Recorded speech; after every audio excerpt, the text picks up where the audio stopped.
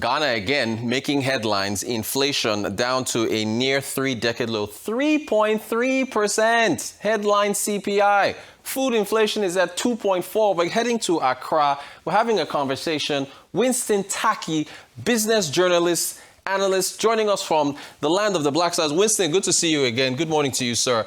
You might be getting tired of me asking you this question all the time. What was behind this latest deceleration in inflation in Ghana? All right, thank you for having me, Rochus. It's really a pleasure to have to come always to have this conversation, because it's important to have credible and analytical conversation on how economies are performing. That way we can learn from each other. Tomorrow is the January 6th March, basically Ghana's Independence Day celebration, and to have these figures released yesterday to tell you that the government has been working prudently to ensure that the economic fundamentals are reflective of the lives of the citizens. However, there were several factors that have contributed to the sharp drop in inflation that was recorded for the month of February 2026. First, the Bank of Ghana reduced its policy rate in its last meeting, sparking a reduction in the reference rate, which basically is what the benchmark the banks used by the commercial banks to price their loans. So the reference rate was reduced from 14.58% to 11.71%, and which has helped slow down spending and reduce pressures on prices. Second, the government also has been more controlled under the IMF program, which have helped reduce excess money in the economy. The third is the cedi has become more stable in the last 1 year. If you look at how the cedi has performed, it's been appreciating basically about 34% in 2025. And in January alone, we've seen about marginal 2% appreciation in 2026. Since Ghana mostly we tend to import most of our goods, and therefore we need more of the forex to ensure we are able to buy food such as fuel and import crude oil and all that. So finally, food inflation has also slowed to 4.0% from 18.8%. So imagine from 18.8% to 4.0% is a huge margin in terms of reduction. And so the numbers are quite good. So if we look at the overall outlook of why we are more happy about this inflation, somewhere in 2022, we were around 54% in terms of inflation. So to record 3.3% in just February 2026 is a huge number for us. It really is. Look, Winston, my colleague here in Nigeria, Frank Omalakwe, he's in Abuja. He had a report which we played yesterday. He went to a market in the Federal Capital Territory. He was asking people about prices. Nigeria's inflation has decelerated, but not all the citizens are necessarily feeling it. So I'm throwing that question to you. As good as these numbers are, from your, anecdotally, if you will, speaking to people, are Ghanaians actually feeling this, this slowdown in inflation? When it comes to inflation, the narrative is always everywhere. The reality is that many people still feel the pressure of high prices. Inflation does not mean prices are actually falling. It simply means prices are rising, but more slowly. So during the inflation crisis, many goods doubled in prices. Even though inflation has come down, those prices have not really returned to their previous levels, except some few staple foods such as rice. In Ghana, last 2 years, they were selling at around 100 Ghana cedis, but so far, we've seen some of them coming down to as low as 60 Ghana cedis. So there are some food staples that have seen reduction. Unlike however, people are beginning to see more stable prices in the market, especially for some of the food items and transport fares, which last year we saw a reduction in the global commodity price like crude oil, which is a factor in calculating the pricing of our local fuel at our pumps. So you get to see most consumers having cheaper access to fuel in the market. But it appears that so far the economy is a bit stable, and the predictability will help things move on in the coming month. Winston, what about gold in all of this? With the appreciation that we've seen in prices and how that's helped things with Ghana's balance of payments and so on and so forth, and the cedi, how have you assessed the role that gold has played?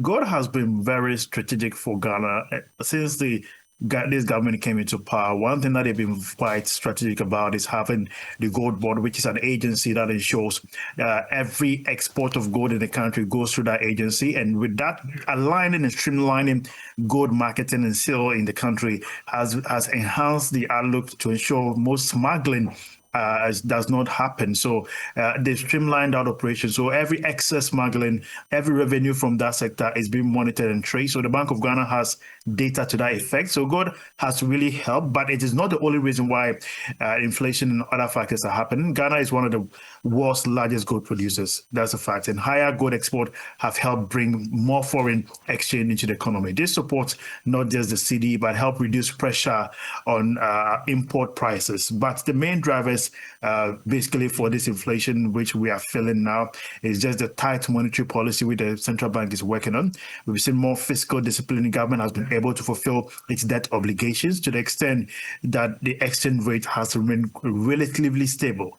So gold has helped us in terms of the economy. Our reserves have increased astronomically, with a plan to even increase our reserves by 2030 with a whole strategic plan that has been released by the finance ministry. So there's so much work being done by all agencies, and it appears there's the coordination between the monetary and the fiscal has been done excellently.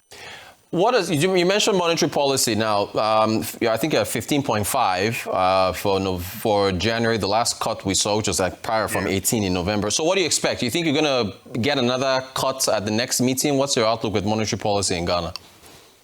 For the monetary policy, it is quite possible, but the Bank of Ghana will likely move very carefully this time. In January 2026, they reduced it to 15.5% after inflation kept dropping week by week. In 2015, December, it was less 11-month drop in terms of consecutive drop. If inflation continues to stay low, just as we've witnessed in the first few weeks of this year, 2026, inflation continues to stay low and the CD remains stable, it is likely that the cut rates may be slightly in the next meeting, but the Bank of Ghana will also try to make sure that inflation stays within its target band, the range of about 8% plus or minus 2 percentage points before making any aggressive cuts. Else, if they do that, it's going to affect the stability of the financial sector, because the banks also need to make profit. They need to stay in business to ensure they release funds at very affordable rates to businesses and private sector. So all these factors the central bank is taking into consideration. God, I have to ask you about cocoa, Winston. Prices have fallen. We've, heard that, the cocoa farmers have not been able to sell some of their stock. Inventories are building up. I think there's some talk around reforms, trying to maybe change the prices. Talk to what's happening. Break it down with what's going on with cocoa right now. Currently, Cote d'Ivoire and Ghana, both countries contribute or produce about 60% of the global cocoa, but production has been falling in the last few seasons. Cote d'Ivoire has also been able to do an excess supply, but it appears the global demand has fallen short of, therefore leading to price reduction in most strategic endpoints. And the demand from Europe and most of the strategic manufacturers, processors have not been quite good. So in Ghana, for instance, the finance minister rolled out a whole restructuring reforms for the sector. So it's likely we're going to see about 50% of our domestic cocoa export being processed domestically. And this is a strategy the finance minister says to add more value. When there's more value, the potential is quite huge, unlike just exporting the raw bean. So we have about 10 domestic processors, and they have given the assurance that they have the capacity to ensure they can process them. Another outlook is that if you look at the global prices, it is not favorable. The farmers, some of them are struggling in terms of why they believe they've been shortchanged, and the government is trying so much to let them understand that this has nothing to do with just the agency, but has to do with the global conditions. Currently, what is happening in the sector is that disease affecting cocoa has been rampant, not just in Ghana, but in Cote d'Ivoire. Illegal mining is destroying some farms in Ghana. And so farmers are finding the leverage to give out their cocoa farms to illegal operation, because the gold is doing good. Therefore, they see that why not I make this revenue quickly. But the challenge is that cocoa is more sustainable than gold mining, because you can go back to your farm, but when you go to full galamsey operations, you tend to destroy the environment. And also there are several aging cocoa trees in the country. And climate change is another factor which has affected the rainfall pattern. So these are some of the factors, but it appears the financing of our cocoa has become a key challenge. The financing model has been changed, and the CEO of Cocoa Board is quite optimistic that with this new reform going into the next season is something that will ensure the farmers rather benefit going forward. Winston Tackie, business journalist, analyst, thank you so much for joining us live from Accra, and happy Independence Day to you all in the lovely nation of Ghana. Thank you so much for joining us, Winston.